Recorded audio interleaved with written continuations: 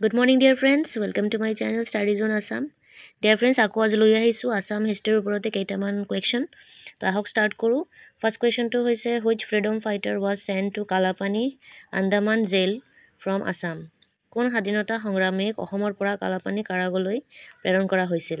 আমাৰ অপচন কেইটা হৈছে option A Formud Ali, option B Piyali Phukan, option C Mamai Tamuli, আৰু অপচন D ৰাজশেখৰ বৰুৱা। এই কুৱেশ্যনৰ ৰাইট আনসাৰটো হৈছে আমাৰ অপচন এ ফৰ্মুদ আলী। নেক্সট কুৱেশ্যনটো হৈছে in which year Assam involve fully under British commissioner? কোন বছৰৰ পৰা অসম ব্ৰিটিছ আয়ুক্তসকলৰ সম্পূৰ্ণ নিয়ন্ত্ৰিত আছিল? আমাৰ অপচন কেইটা হৈছে option A 1850 AD, option B 1859 AD, option C 1860 AD, আৰু অপচন ডি 1865 AD। এইটো ৰাইট আনসাৰটো হৈছে option B 1859 AD। Next question to hoise who was organized the first Sarvajanik Sabha at Jorhat in 1884? 1884 চনত কোনে প্ৰথম সৰ্বজনিক সভাৰ যোৰহাটত আয়োজন কৰিছিল?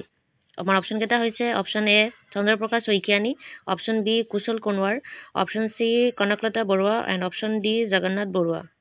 এইখনৰ ৰাইট আনসাৰটো হৈছে option D Jagannath Barua. Next কুৱেশ্যনটো হৈছে was the main leader of non-cooperation movement from Assam? অসমৰ পৰা অসহযোগ আন্দোলনৰ মুখ্য নেতা কোন আছিলে? আমাৰ অপচন কেইটা হৈছে option A Hema Bharati, option B Kushal Konwar, option C Nabin Chandra Bordoloi, and option D Jagannath Barua. এইখনৰ ৰাইট আনসাৰটো হৈছে option C Nabin Chandra Bordoloi. Next কুৱেশ্যনটো হৈছে ইন হুইচ ইয়াৰ আছাম ছাত্ৰ সন্মিলন ৱাজ ফৰ্ম? কোন বছৰত অসম ছাত্ৰ সন্মিলন গঠন কৰা হৈছিল? অপচন কেইটা হৈছে option A 1920 AD, option B 1901 AD, option C 1915 AD, আৰু অপচন ডি 1916 AD। এই কুৱেশ্যনৰ ৰাইট আনসাৰটো হৈছে অপচন ডি 1916 AD।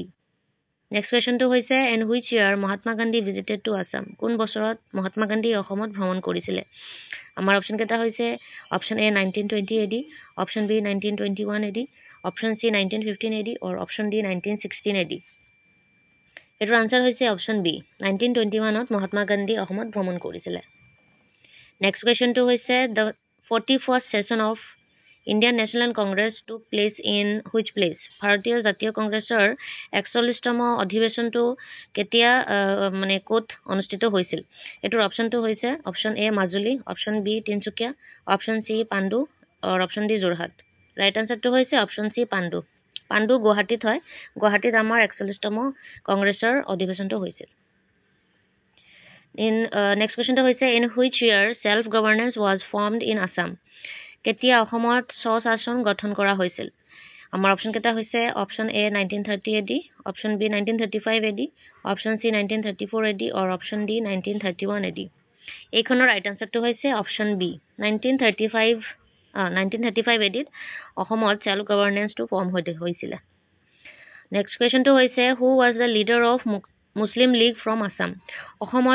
অসমৰ পৰা মুছলিম লীগৰ নেতা কোন আছিল?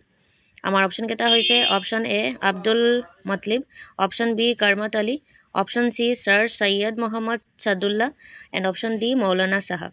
এইটো ৰাইট আনসাৰটো হৈছে option C sir Syed Muhammad ছাদুল্লাহ।